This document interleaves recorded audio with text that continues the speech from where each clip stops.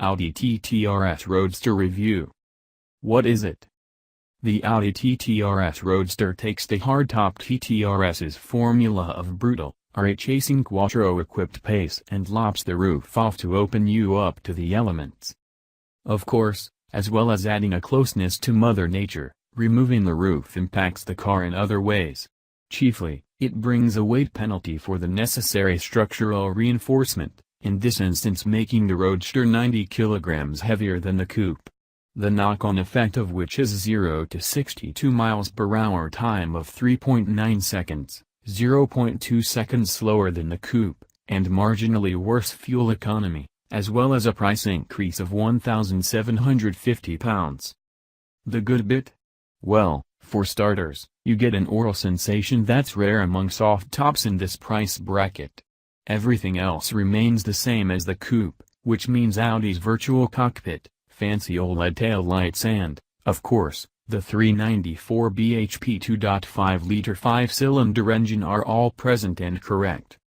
We've already driven the coupe abroad, but we found that, for all its brashness and jaw-dropping figures, it didn't quite translate into the supremely competent sports car package this price demands. Does the Roadster improve things? What's it like? The best thing about having a convertible TTRS is that it removes the barrier between your ears and the hilariously brutish engine. At speeds of up to 31 miles per hour, a simple hold of a button on the center console sends the 3-layered acoustic hood down automatically in just a few seconds, while another button sends the windbreaker up. Turn the exhaust to sport, plant your right foot, and prepare to be attacked by an orchestra of warbles and pops as the 2.5-liter 5-pot harks back to Group B rally cars of old. Peak power of 394 bhp is reached at 5,850 revolutions per minute, at which point the noise is at its best, but the mid-range doesn't offer much of a performance punch, and while peak power is up by 39 bhp over the previous generation TTRS, torque has only risen by 11 pounds-foot. It really is a properly quick car though, catapulting to 62 miles per hour from rest just 0.3 seconds slower than the 130,000 pounds R8 Spider, and it will keep going to 155 miles per hour, or 174 miles per hour if you pay extra to increase its limiter.